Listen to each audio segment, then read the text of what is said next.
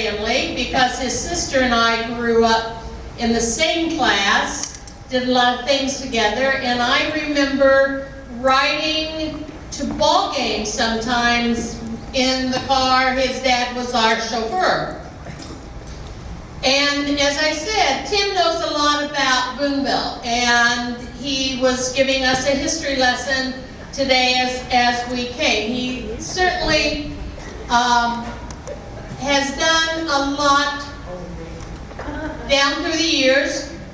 He, let's see, graduated in the class of what? 67. Okay. And he attended Westminster College. He received his A.B. degree there and then graduated from law school at the University of Missouri. He practiced law in Columbia. Tim, did you ever practice in Boonville? Yes. That's what I thought. And our table had a little history lesson. Do you know where the Harlan Law Office was in Boonville? Yeah. Where? On Main Street. Over Long's Drugstore. Above Long's Drugstore. I wonder how you two met.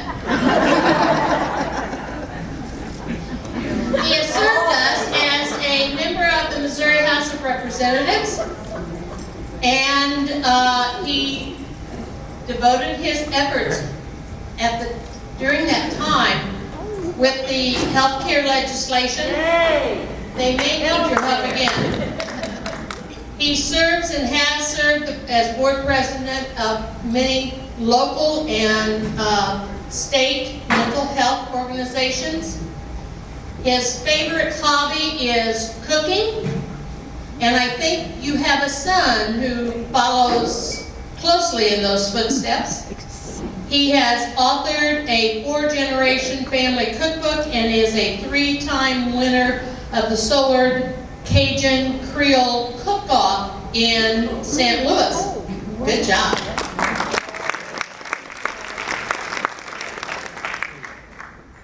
Tim met Linda Long at Long's Drugstore, probably. She is a graduate of the class of 66, and they have been married for 47 years with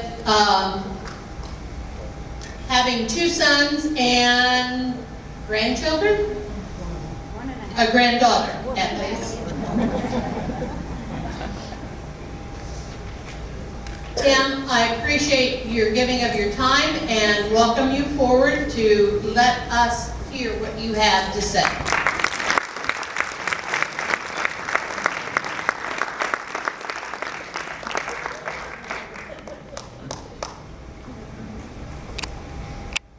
Nancy, people have been asking me all evening, am I nervous? And I said no. So about 2 minutes ago, you asked about whether people who taught. The big question at our table was it fought or taunted both of which they apparently not me as not Robert Terrell, so it was women at our table. But thank you very much. It's a little hackneyed, but people say my father would have enjoyed it, my mother would have believed it. But I'm honored to speak to you tonight. I feel fortunate to have survived for 613 months since May of 1967. Many of you I started kindergarten with. I remember the day Del Gobley showed up 2 months after school started, kindergarten. And I even remember when Sue Lucas was the new girl in school in junior high. So you can see why I might be a little nervous doing this, because I'm speaking in front of people who have known me since I was 5 or 10 or even worse, 15. And as I thought about what to talk about, I thought, well, you can tell stories, that's always something. Give practical advice or esoteric advice. So we're going to talk about a lot of things in a few minutes. And when I have given various talks on legal issues, it's clear that when you rotate speakers about every 5 or 10 minutes, people are much more interested. And since I don't see any help up here, we're going to rotate topics about every 45 seconds. But one story that I have to start with was in the 7th grade. In addition to studying hard, we spent an awful lot of time putting plastic rulers under our thigh, and then you flip them, which is bong. And if you're very good at it, you can do that. Put it away before the teacher knows who did it. And it must have just driven them mad. The professional in the 7th grade was one Edward Tristan Humphreys II. He's here tonight, and you can congratulate him. So in science class one day, Ed thought it was an appropriate time, but the master's timing was a little off, and Mrs. Wright saw him do it. Went over, held out her hand, he gave her the rule, she broke it over her knee, and Mrs. Wright said, "What do you think of that?" Ed says, "Nothing, it's Doug's rule." And I said I would give you practical advice. The stuff that comes in a purple bottle, it says Kaboom. That is the only thing that will remove water stains from your shower door. That is practical. And back to the esoteric, you hear the phrase, "I can't go home again." You can't go home again, which is actually a book by the name of a book by Thomas Wolfe. And I'm living proof that you can, because if you go out this door, and maybe if it was wintertime and no leaves, you could look over to your left and up 2 blocks, and you can see the house to which my parents brought me from St. Joseph's Hospital in 1949. And my family's lived in this neighborhood for under 13 years. But I think the thing to take away from that is, someone said on the internet recently, if it was somebody on Facebook in this room, you can hold up your hand if you were brave. You can't ever make things like they used to be. And if you think about that's true, they're not going to be like they used to be. I think our time is better spent accepting things the way they are, and then trying to make them better. But you can't take them back the way they used to be. I wasn't going to tell too many stories, but this one I just have to, because I waited 53 years. I was playing football as a sophomore. We had an assignment to take our helmets home and clean them for the Friday night game at Versailles. So I'd wash it by. I don't know why I felt a compulsion to dry it, really. But I did. And what would you use? Your sister's hairdryer. And those of you who are old enough will remember they were metal, not plastic, and they got very hot, much hotter than the ones now. So in doing that, I melted mine a little bit. There was a dimple in it. And on the bus, on the way to Versailles, I was sitting by Mike Miller, and I confessed to him what had happened. He said, "You better hope the coaches never see that." So, sure enough, on Monday, in practice, I hit somebody head on, the kind of hit where the coaches run over to see if you're okay, because both people are on the ground. When Fisher saw the dimple in the helmet, stopped practice, called everyone over, and said, "This is the way you play football." You hit somebody hard enough against the helmet. About that time, there was a snicker from the very end on Mike Miller. And Coach Fisher looked at me and said, "Did you drop that helmet?" And I said, "No, I did not." Unfortunately, he was distracted at that point and never asked a follow-up question. What did happen? And I saw him when he was honored last year, and I thought, I could tell him about that, but it wouldn't hurt to go at least another year without it. I think it's good for us to ask what was good about growing up in Boonville, what was good about the Boonville schools. I think one of the things was the size of the town. It reminded me of when I was in Tel Aviv one time, somebody described it as, it's just like New York City. You can get in just as much trouble. It just takes a little longer to find it. In Boonville, it took a little longer, but when you found it, your parents also found out about it. And one time at Laura Speed Elliott, I had a slight issue at noon. The principal was not involved. It was not illegal. But I got home at 4 o'clock, and my mother said, tell me about what happened. News travels fast. But I think these invisible restraints were actually good because I think it gave you more freedom. The only rule in our house was we could ride our bicycles anywhere, but you didn't have to be home by dark. Now, with the dedication of the new bridge several years ago, I thought it was safe to confess with a lot of people around. She was in the audience that she didn't realize that sometimes my riding the bike meant that I was not even in Cook County. I was across the river in Howard County, buying fireworks, shooting them off under the bridge, throwing them at each other.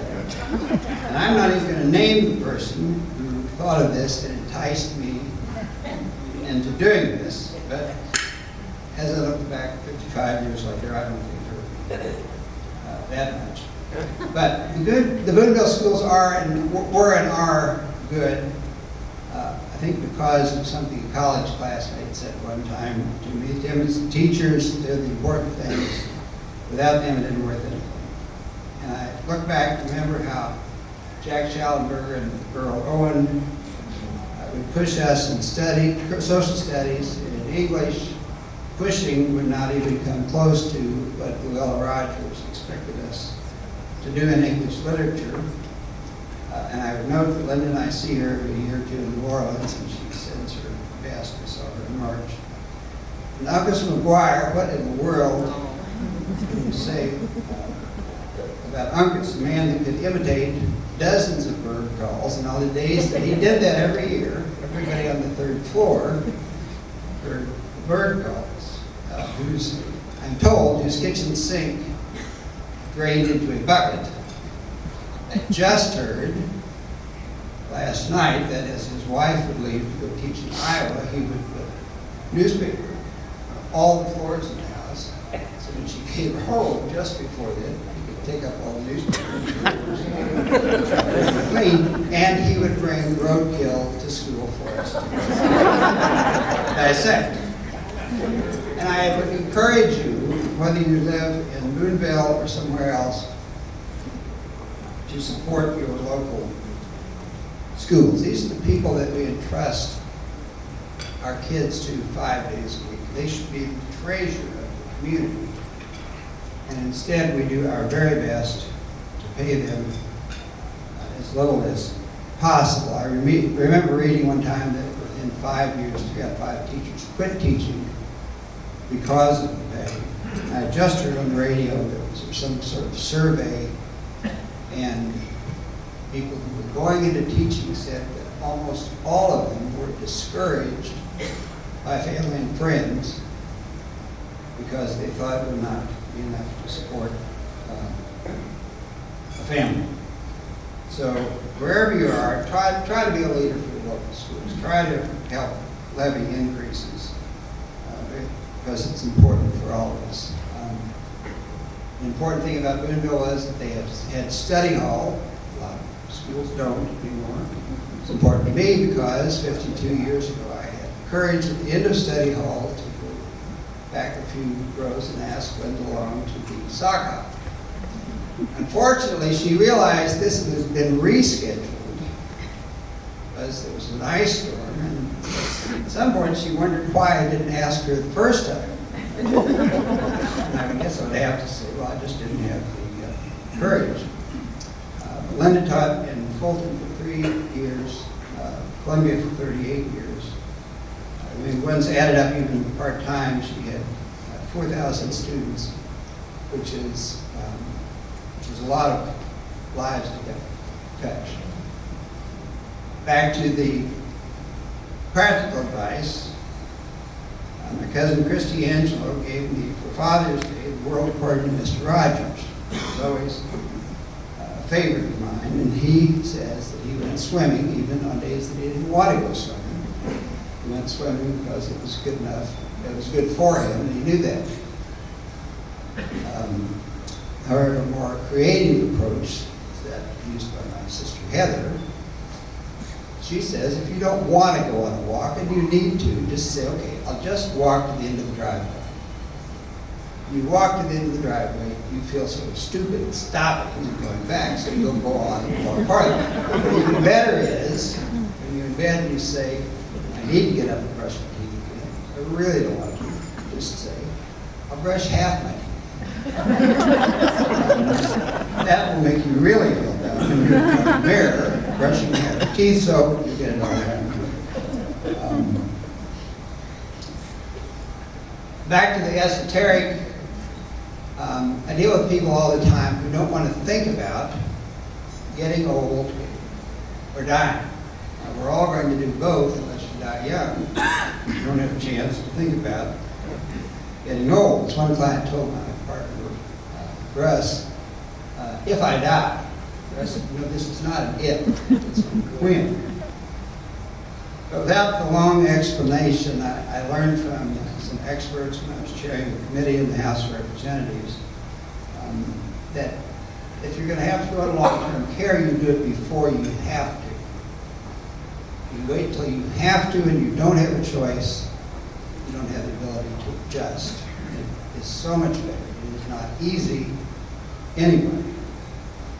And to fill out the appropriate documents so your family can have the appropriate discussions with your physicians and you're involved in life issues.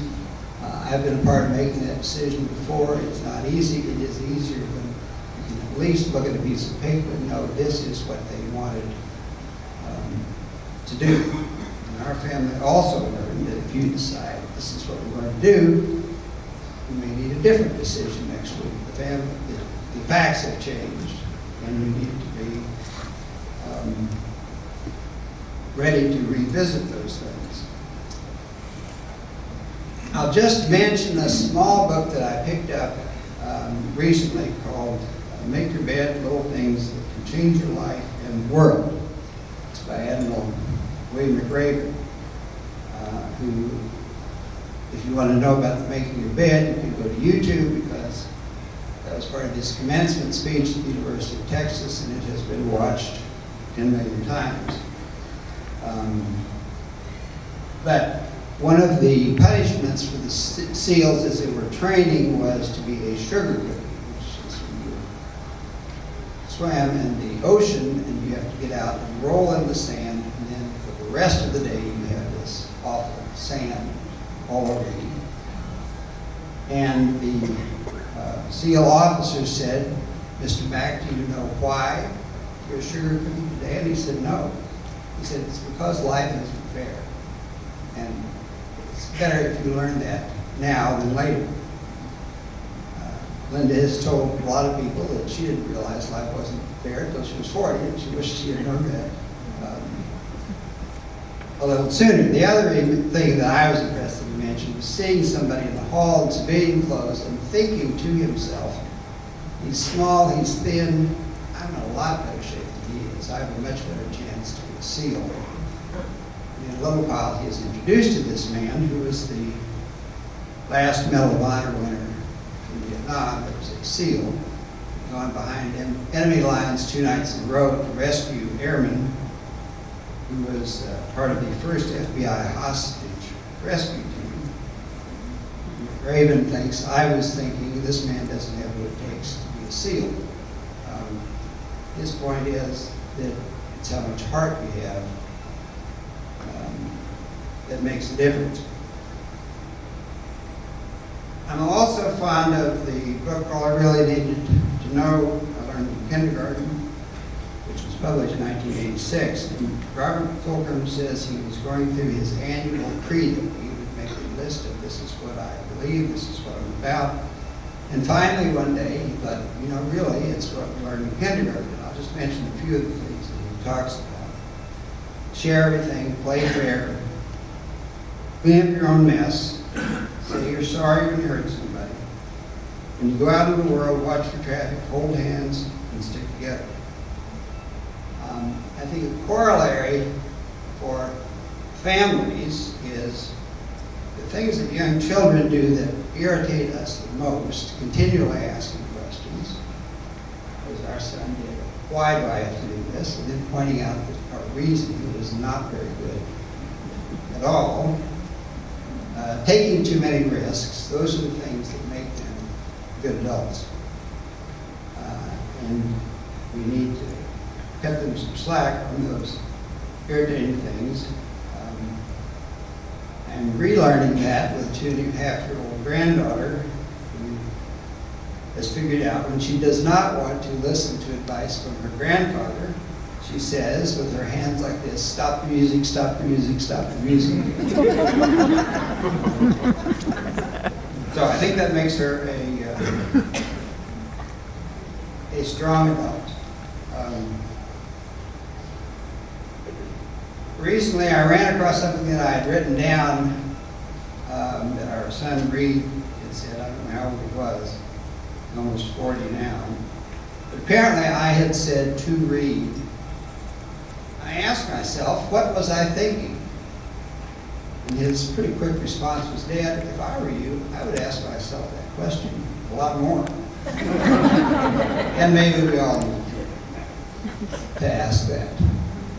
But I want to leave you with this. A few minutes ago, a former employee came in, hoping that she could watch me. And I remember 30 years ago as my dad was in the hospital on Christmas Day, and we knew that he was going to die that day. And at lunch, everybody else had left, and I sat in the room with him by myself. And I heard somebody say, "Tim." And it was a former employee that had not worked for us for 10 years, who had left her family on Christmas Day to come and say goodbye to him. Which reminded me of the last side of the last Beatles song, the end, in which Paul McCartney said, "And in the end, the love you get is equal to the love you give." So, I want to say from Ed and from me, thank you to Boonville because you've done so much for us. Thanks.